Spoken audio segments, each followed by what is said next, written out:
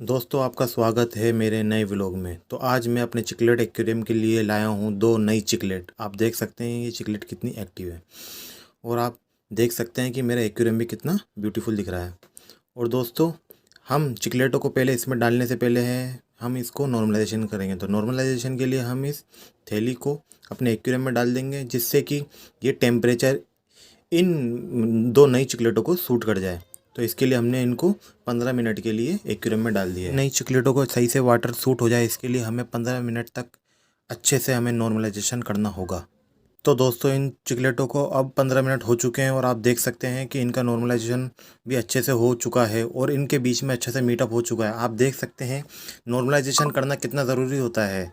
Normalisation से होता यह है कि मच्छियाँ हमारे एक्वेरियम में अच्छे से ढल जाती हैं और उनको दूसरे इन्फेक्शन, फंगल इन्फेक्शन और दूसरी बीमारियों से बचाया जा सकता है।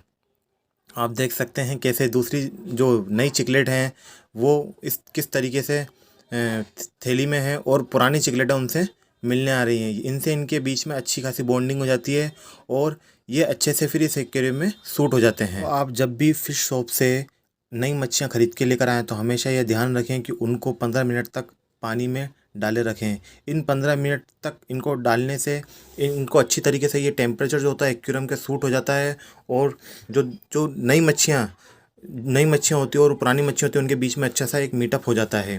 तो ये नॉर्मलाइजेशन इन मच्छियों के लिए बहुत ज़रूरी हो सकता है। और आप देख सकते हैं कि नई चिकलेटें हैं जो हैं वो पानी थैली के अंदर पड़ी हैं और पुरानी चिकलेटें उनकी थैली के पास आकर उनसे मिल रही हैं, जैसे कि हम जब हमारे घर में कोई मेहमान आता है तो हम उनसे मिलने जाते हैं।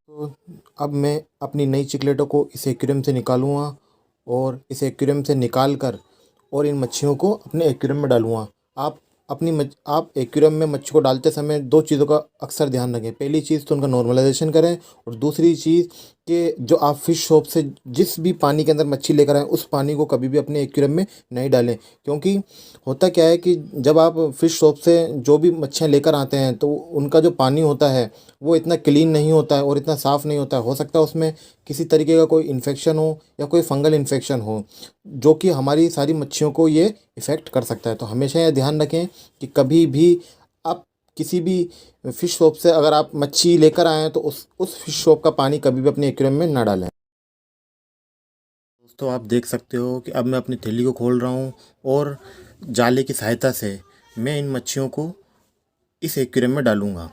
तो हमेशा इन चीज़ का ज़रूर ध्यान रखें कि पानी कभी भी जो फ़िश शॉप से लाया गया पानी हो उसको अपने एक्वेरियम में ना डालें। और आप देख सकते हैं कि कैसे मैंने जाले का यूज़ लेकर इन मच्छी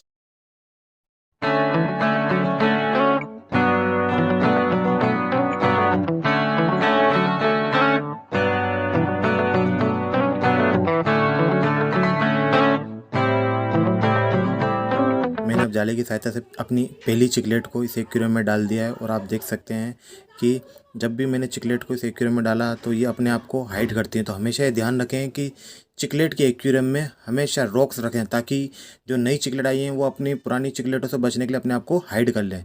और अब मैं दूसरी चिकलेट को इस एक्वेरियम में डाल रहा हूँ और अब मैंने अपनी दूसरी चिकलेट को इस एक्वेरियम में डाल दिया। तो आप देख सकते हैं कि मैंने इस एक्वेरियम में जैसे ही दूसरी चिकलेट दोस्तों देख सकते हो कि चिकलेटों के एक्वेरियम में रॉक कितने ज़रूरी होते हैं। जैसे ही मैंने अपनी नई चिकलेटें डाली तो वो अभी नई नई होने की वजह से कैसे अपने आप को उन्होंने पत्थर के पीछे हाइड कर लिया। देख सकते हो आप कि मेरी पहली चिकलेट ने कैसे पत्थर के पीछे अपने आप को हाइड कर लिया है।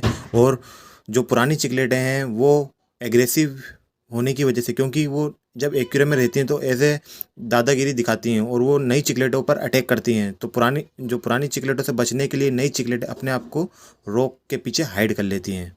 इसी वजह से मैंने अपने एक्वेरियम में जो चिकलेट का एक्वेरियम है उसमें इतने सारे रॉक डाल रखे हैं।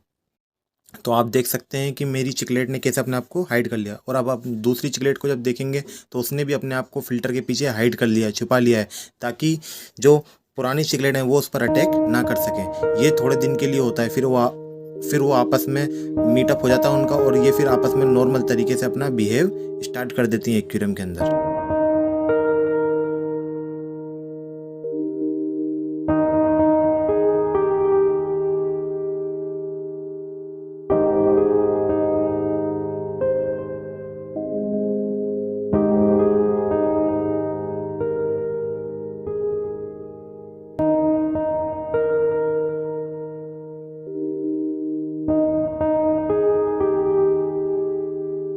दोस्तों आपके माइंड में एक चीज़ चल रही है कि ये ब्लैक कलर की बॉल्स क्या हैं। ये ब्लैक कलर की जो बॉल्स हैं ये बायो बॉल्स कहलाती हैं। ये बायो बॉल्स बेनिफिशियल बैक्टीरिया बनाने में हेल्प करते हैं एक्वेरियम के अंदर, और ये बेनिफिशियल जो बैक्टीरिया होते हैं ये फिशेस के लिए बहुत ही फ़ायदेमंद और यूज़फुल होते हैं। तो आपको मेरी वीडियो कैसी लगी तो उसके लिए आप मेरी इस वीडियो पे कमेंट करें और मेरे चैनल को सब्सक्राइब करें, लाइक करें और शेयर करना ना भूलें। Okay bye.